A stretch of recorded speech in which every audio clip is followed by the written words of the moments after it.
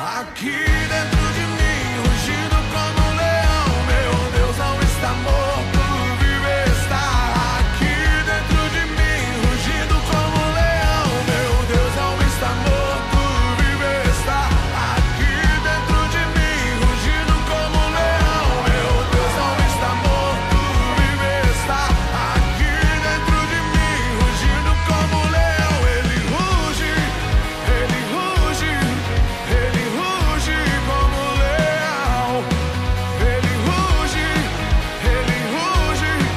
Ele ruge como um leão.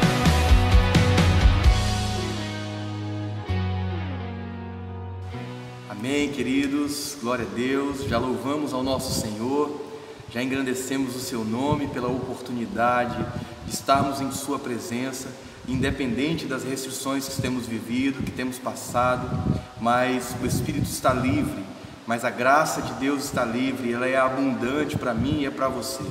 Agradeço a Deus por você nos dar a oportunidade de estarmos entrando na sua casa, através das redes sociais, através do nosso canal no YouTube. Agradeço a Deus pelo privilégio de estar utilizando todas as ferramentas, todos os recursos para levar o Evangelho a todas as pessoas nos seus lares, nas suas casas, aonde quer que você esteja.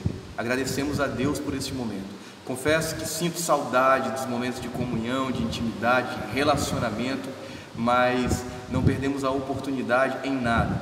Acreditamos que todas as coisas cooperam para o bem daqueles que amam a Deus, para o bem daqueles que estão segundo o seu propósito, e nós fazemos parte do propósito de Deus. Amém? Queria trazer uma palavra edificante para a sua vida hoje, uma palavra de poder, uma palavra de transformação. Ela está no livro de Lucas, no capítulo 22, já vai abrindo aí a sua Bíblia, aproveita, já chama todos os familiares, aproveita e chama todo mundo para sentar na frente da televisão, no seu celular, no seu computador, para assistir, para compartilhar um pouco daquilo que Deus tem para nossas vidas. Livro de Lucas, no capítulo 22. Queridos, eu sempre tenho falado nas nossas células, nos nossos discipulados, é uma palavra que já vem nos acompanhando desde o ano de 2019, acerca daquilo que nós precisamos entender e compreender, o nosso posicionamento, o nosso local, a nossa disposição dentro daquilo que Deus tem proporcionado para cada um de nós. Nós precisamos entender quem nós somos. Eu já disse várias vezes que se nós compreendermos quem nós somos em Cristo Jesus, Satanás não teria do que se alimentar, não teria oportunidade para nos tentar, para nos tirar da presença de Deus ou para nos afligir. Se nós reconhecermos quem nós verdadeiramente somos, se nós aprendermos a viver conforme a vontade de Deus para as nossas vidas. Na mensagem que nós falamos no nosso culto fé, no culto passado, eu dizia, o que tem movido, o que tem motivado as nossas vidas é a fé na palavra de Deus, naquilo que Deus tem proporcionado para as nossas vidas, nas promessas de Deus, ou são as circunstâncias que têm nos motivado. E nós entendemos que o dia a dia, que o cansaço, que o trabalho, que os afazeres, que as dificuldades que vêm sobre nossas vidas, muitas vezes tem nos motivado a desistir daquilo que Deus tem para as nossas vidas. Mas acredite, queridos, tudo isso, todas as circunstâncias, é o processo que cada um de nós temos passado para sermos alcançados, para sermos achados em Cristo. As circunstâncias, os momentos, eles não são a definição daquilo que nós somos em Cristo, não define aquilo que Deus tem para as nossas vidas. Olha para a vida de José. Deus determinou um propósito para a vida de José quando ele ainda era criança, quando ele ainda era jovem, mas teve que passar por toda uma circunstância de ser vendido, de ser aprisionado, de ser açoitado, de ter vivido anos dentro de uma prisão, até que o propósito de Deus se cumprisse na vida dele. Então lembre-se, o que determina a sua vida não é a circunstância, não é o momento, mas é o propósito que Deus tem para a sua vida. E Lucas, ele vem revelando isso nas nossas vidas. Deus, ele deseja alinhar os nossos corações com os seus propósitos, com os seus planos. Sempre que vem uma circunstância e nos abate e nos aflige, isso significa dizer que nós não estamos alinhados com o propósito de Deus. Isso não significa dizer também que você não é filho, que você não é amado. Significa que você não entendeu a sua posição. Significa dizer que você não entendeu ainda o propósito que Deus tem para a sua vida. não faz de você uma menor pessoa, não faz de você uma pessoa exclusa, muito pelo contrário. Deus não deseja, nem mesmo no momento que Ele repreende, Deus não deseja nos afastar, muito pelo contrário, Deus deseja nos aproximar. Então não fique você achando, mas o meu pecado é isso, mas eu sou isso, eu sou pequeno, eu sou fraco nisso, eu tenho uma área da minha vida que é fraca. Não tem importância. Deus não te afasta, Deus não te expulsa pelo que você é, muito pelo contrário, Ele quer atrair o seu coração, Ele quer atrair a sua vida, Ele quer mostrar para você que se você se alinhar com aquilo que Ele tem para você, grandes coisas você fará em nome dEle. Deus, Ele quer te mostrar que apenas existe um processo que nós devemos passar, e esse processo, essas fases das nossas vidas, serve para nos amadurecer, trazer a maturidade nas nossas vidas, para nós compreendermos muitas coisas. Paulo, ele diz aos Colossos, ele fala o seguinte, ele diz: irmãos, fala em Filipenses também, ele diz: irmãos, eu aprendi a viver em muitas situações da minha vida. Eu aprendi a viver quando eu tenho fartura, eu aprendi a viver quando eu não tenho nada, eu aprendi a viver quando eu estou triste, aprendi a viver quando eu estou alegre, em todas as circunstâncias. Por quê? Porque a circunstância já não mudava mais o propósito que havia dentro do coração daquele homem, e as circunstâncias não podem mais estar movendo a nossa vida. Não são as circunstâncias, são os propósitos. E eu entendo perfeitamente que a nossa visão, ela está escurecida para o propósito que Deus tem para as nossas vidas por causa das circunstâncias, por nós estarmos dando ouvido às circunstâncias. Dentro do livro de Lucas, existe uma profunda relação com o que nós estamos falando aqui. Existe um olhar tocante dentro daquilo que Deus, Ele deseja para as nossas vidas. Deus, Ele vai mostrando para cada um de nós, Deus, Ele vai nos mostrando aquilo que verdadeiramente Ele deseja para os nossos corações. E o tema da nossa mensagem é o olhar que transforma, o olhar transformador. Abra sua Bíblia comigo no livro de Lucas, no capítulo 22. Diz assim a palavra do Senhor: eles prenderam Jesus e o levaram até a casa do grande sacerdote, e Pedro o seguia de longe. Quando acenderam uma fogueira no meio do pátio, Pedro foi e sentou-se com os que estavam em volta do fogo.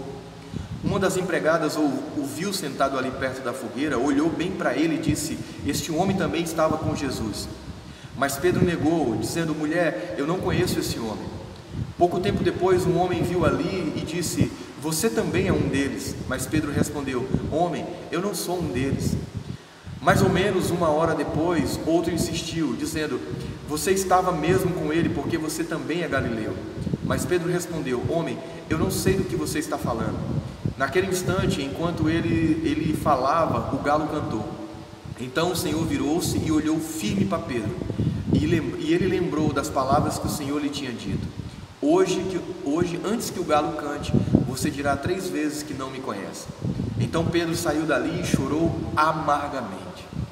Queridos, que palavra sobrenatural! Olha o momento ao qual Jesus, Ele olha para Pedro, Ele revela a personalidade, revela o caráter do discípulo.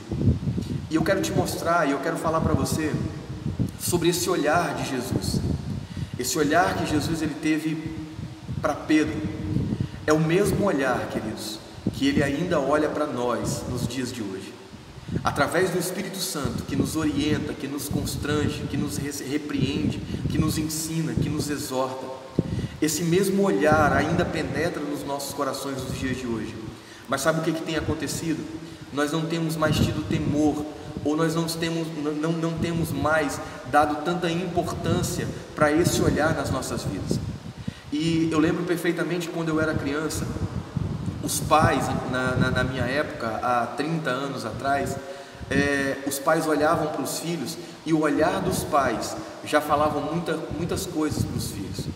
Se os filhos estavam aprontando alguma coisa, fazendo alguma coisa de errado na frente de alguém, o pai não precisava falar como nós falamos hoje, não precisamos chamar a atenção na frente das outras pessoas. O pai bastava olhar, a mãe só bastava olhar, que o filho entendia perfeitamente o que queria dizer. E muitas vezes aquilo causava um temor na vida do filho, porque sabia que quando chegasse em casa as coisas seriam diferentes, porque em casa seria o lugar onde os pais trariam a repreensão, o castigo, a disciplina necessária por aquele ato. Aquele foi o mesmo olhar que Jesus penetrou no coração, penetrou sobre a vida de Pedro. Pedro, naquele momento, ele se lembrou da palavra que Jesus ele havia dito. Pedro, ele lembrou da exortação que Jesus havia dito a ele, das palavras que Jesus havia dito sobre ele. E o que eu quero falar para você hoje é que esse olhar que Jesus ele penetra em nossos corações nos dias de hoje, eles são 3 fases das nossas vidas. E como eu já disse antes, saiba que esse olhar de Jesus não é para nos afastar, esse olhar de Jesus não é para nos matar, não é para dizer que nós somos isso ou aquilo outro, mas é para nos trazer de volta. Mesmo que esse olhar de Jesus, ele produza em nós um choro amargurado, que ele produza em nós tristeza, ele não é para nos destruir, é para nos colocar de pé. Mas Pedro saiu dali naquele momento amargurado, e é sobre isso que eu quero falar com você hoje. A primeira fase ao qual o olhar penetrante de Jesus ele nos fala, é que esse olhar é para nos levar ao arrependimento. Queridos, é muito lindo e rica a palavra de Deus. Se você pegar os outros evangelhos, ou você for ler os demais evangelhos, ou até mesmo o livro de Lucas, com um olhar mais fixo sobre esse momento, sobre a personalidade, sobre a atitude de Pedro, você vai ver que no momento em que Jesus olhou para Pedro, Pedro lembrou das palavras que Jesus havia dito, que ele saiu dali chorando amargamente. A primeira atitude de Pedro foi voltar aonde tudo começou. A primeira atitude daquele apóstolo foi abandonar tudo, daquele discípulo foi abandonar tudo, até mesmo Jesus naquele momento, e voltou para a vida que ele havia tido antes. Ele voltou a pescar, ele pegou o seu barco, pegou a sua rede, foi com alguns dos outros discípulos e foi para o mar pescar, porque o seu coração ainda estava amargurado.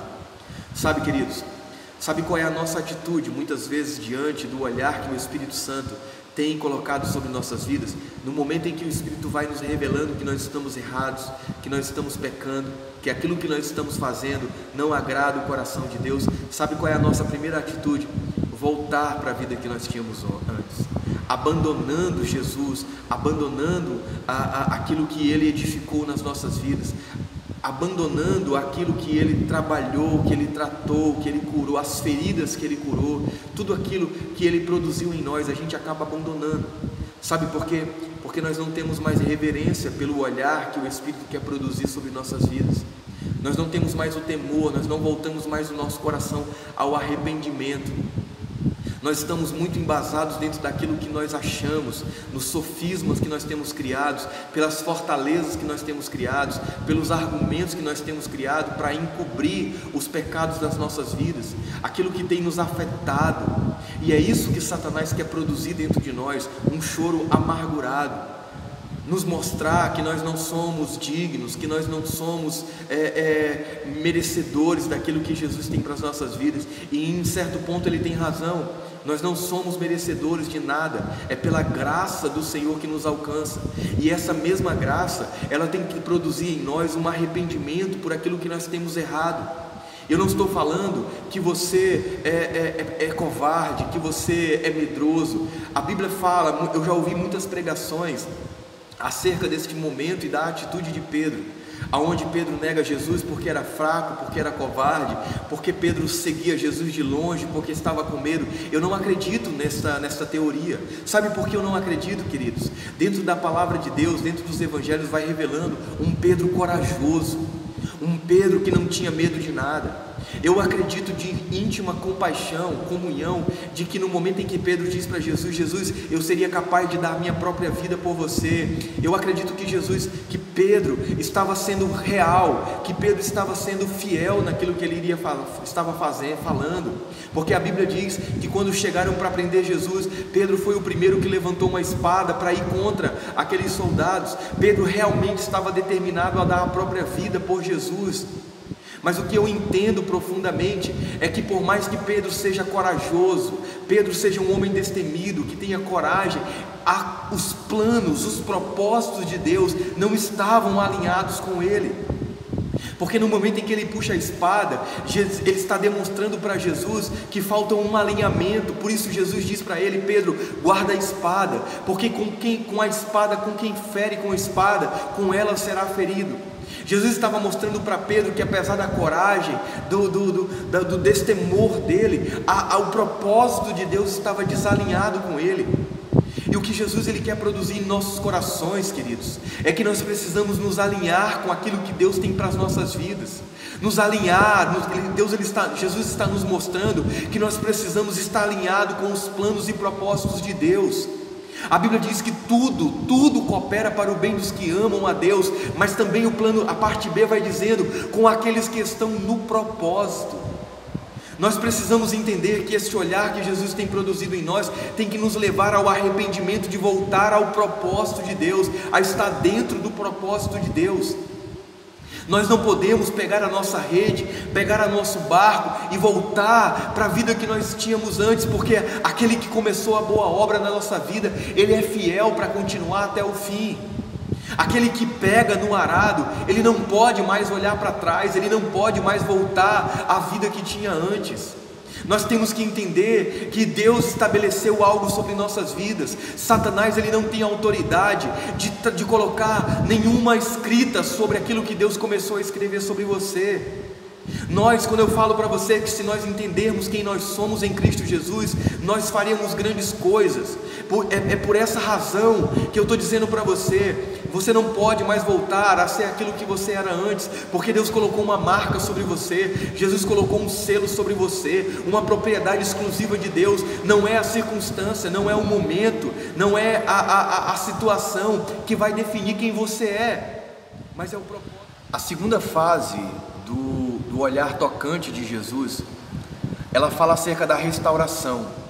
Queridos, tudo que Jesus quer, tudo que Deus quer produzir em nós através desse olhar que nos constrange, que nos faz voltar, que nos faz nos arrepender dos nossos maus caminhos, é a restauração. Quando Jesus, no livro de João, no capítulo 21, versículo 15, Jesus ele vai falando para Pedro, dizendo: Pedro, tu me amas, faz isso por 3 vezes. Até que o apóstolo diz, até que o discípulo diz: Senhor, tu sabes todas as coisas, tu sabes que eu te amo.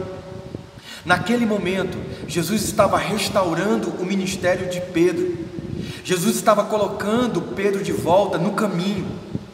Deus ele quer nos colocar de volta no caminho. Deus quer restaurar aquilo que Deus ele determinou para a nossa vida. Jesus ele estava querendo restaurar a posição de Pedro no reino de Deus. Ele estava querendo restaurar a vida de Pedro, aquele mesmo Pedro que disse a Jesus: Jesus, tu és o Cristo, o Filho de Deus. Jesus estava querendo colocar Pedro numa posição onde verdadeiramente ele era necessário estar. Jesus estava mostrando para Pedro que o lugar dele não era pescando peixes, não era voltando a ser pescador de peixes, mas era voltar a ser pescador de homens. Queridos, eu não sei como tem estado o teu ministério, como tem estado a tua vida, como tem estado a tua vida com Deus. Eu sei que Satanás, através do pecado, através do medo, tem tentado fazer nos esconder. Por causa das dificuldades, por causa das circunstâncias, tem tentado nos parar, tem nos impedido de orar, tem nos colocado em situação que nós estamos sem força mais para buscar. Nós estamos na nossa vida, na nossa limitação, nós voltamos para aquilo que antes nós vivíamos, porque nós não temos mais força, nós não temos mais estrutura para voltar a fazer aquilo que nós fomos chamados por causa das circunstâncias. Mas para um pouco, Deus quer restaurar a tua vida. No momento em que o olhar de Jesus, através do Espírito, penetrou no teu coração, Deus ele está produzindo em você uma restauração. Entenda que as circunstâncias, entenda que o processo ele é necessário na nossa caminhada. Entenda que o processo ele é importante na nossa vida, não para nos destruir, mas para nos colocar de pé. Lembre-se da palavra: tudo coopera para o bem dos que amam a Deus. O propósito que Deus tem para você é grande, Satanás sabe disso, por isso ele tem tentado te impedir com as circunstâncias, com as enfermidades, com o medo, com tudo que é limitação. Mas Deus quer restaurar a sua vida, não importa a condição em que nós temos nos colocado, Deus sempre tem o desejo de nos restaurar e nos alinhar novamente com o seu propósito. Não permita que as dificuldades, não permita que as limitações, não permita que o tempo, não permita que nada te afaste do propósito de Deus. Leia Romanos 8, do versículo 31 em diante. Nada pode nos separar do amor de Deus que está em Cristo Jesus. Nada pode nos separar do propósito, nem mesmo a morte, porque até mesmo através da nossa morte, a nossa morte fala muitas coisas para as demais pessoas. O legado que nós estamos deixando, a história que nós estamos contando para gerações futuras. Não permita que nada pare o propósito que Deus tem estabelecido para a sua vida. E a terceira fase da nossa vida, a terceira fase ao qual o olhar de Jesus Ele quer produzir em nós, é a renovação. E a renovação, queridos, fala muito acerca da obediência, fala tudo sobre obediência. Jesus, quando Ele ressuscita, os discípulos, eles estão trancados dentro de uma casa, porque eles estão com medo, porque até aquele momento, a pessoa ao qual eles tinham mais colocado a sua confiança, ao qual eles estavam baseados, havia morrido, e naquele momento, era como se tivesse acabado a base de sustento. Era como se não tivesse mais expectativa do que eles iriam fazer naquele momento em diante. E por causa da alta perseguição, eles estavam trancados, eles estavam escondidos. E sabe, mesmo com medo, a Bíblia fala que quando Jesus ele aparece, ele lhes dá uma ordem dizendo: não saiam de Jerusalém até que se cumpra o que foi prometido pelo meu Pai, que descerá sobre vós o meu Espírito. Nós estamos tão embasados nessa promessa, queridos. O livro de Joel, ele diz: nos últimos dias virá sobre vós do meu Espírito, virá sobre toda a carne do meu Espírito. Sabe, queridos, a renovação ela fala muito sobre a obediência. Jesus ele dá uma palavra para aqueles discípulos, ele diz: não saiam de Jerusalém, porque virá sobre vós o Espírito que meu Pai, o Espírito que foi profetizado há muito tempo atrás, virá sobre vocês, e vocês serão minhas testemunhas, tanto em Jerusalém, como na Judéia, como nos confins da terra. Nós temos que entender algo importante: todo medo, toda tristeza, toda depressão, toda angústia não pode ter lugar na vida dos que ouvem e obedecem à voz do Senhor. Nós precisamos renovar a esperança, renovar o temor, renovar a aliança que Deus tem conosco através da obediência da palavra. Não se afaste da palavra, não se afaste daquilo que Deus tem para a sua vida, não se afaste do propósito que Deus tem para a sua vida. Não é por causa do medo, da insegurança, da incerteza que nós temos vivido nos nossos dias de hoje que vai nos afastar de sermos obedientes àquilo que Deus tem para as nossas vidas. Continue permanecendo firme, continue permanecendo inabalável, independente da circunstância, independente do momento. Não é o momento, não é a circunstância que define quem você é, mas o que Deus diz ao seu respeito. É o que Deus ele sabe ao seu respeito. Não é o que o Satanás ele fala sobre nós, não é o que Satanás ele usa as pessoas para vir na nossa casa, falar algo sobre nós, olhar no nosso momento de dificuldade. Não é isso, mas é o que Deus pensa sobre nós, é o que Deus sabe sobre nós. A Bíblia diz que quando o Espírito desceu sobre aqueles homens, está escrito lá no livro de Atos, no capítulo 2, quando o Espírito veio sobre aqueles homens, a autoridade, o poder, a graça e a misericórdia de Deus veio sobre ele, uma intrepidez, uma autoridade fantástica, que aquele mesmo Pedro que estava acovardado, que aquele mesmo Pedro que antes fugiu da presença do Senhor, chorando amargamente, a Bíblia diz que ele se levantou entre os demais e começou a anunciar a palavra de Deus com a ousadia, com a autoridade, e cerca de 3.000 homens se converteram ao Senhor como Senhor e Salvador. Sabe o que isso significa? Que não é na minha condição, não é em quem eu sou, mas é em quem o Senhor é, em quem o Senhor acredita em mim. Ele deseja que eu me arrependa, Ele deseja que eu seja restaurado e Ele deseja que eu seja renovado. Essas são as 3 fases do olhar profundo de Jesus. Permita que o arrependimento venha ao seu coração e você volte ao propósito que Deus tem para você. Permita que Deus restaure a sua vida. Permita que Deus restaure a comunhão, a intimidade, o relacionamento. E permita que Deus renove a sua vida. Renove com amor, com graça e misericórdia. Essa é uma palavra que eu queria que ficasse no seu coração, queridos. Que você praticasse essa palavra, essas 3 coisas: arrependimento, restauração e renovação. Não permita que Satanás roube essa palavra do seu coração. Pratique essa palavra. A Bíblia diz, e eu estou lendo um livro muito poderoso esses últimos dias, e o texto do livro ele vem dizendo assim: a melhor atitude que nós podemos ter em oração é começar a orar, é começar a tornar em prática, colocar em prática tudo aquilo que nós temos aprendido. Então, se arrependa, permita que Deus restaure a sua vida e permita que você seja renovado, em nome de Jesus. Na quarta-feira, nós estaremos publicando um novo vídeo no nosso culto fé, profetizando sobre este tempo, profetizando sobre a nossa nação, sobre o mundo. E eu peço em nome de Jesus que a graça do Senhor alcance a sua vida e alcance a sua família. Seja abençoado em nome de Jesus. Fique em paz, querido. Fique na graça do nosso Senhor e do nosso Salvador, Jesus Cristo. Amém e amém.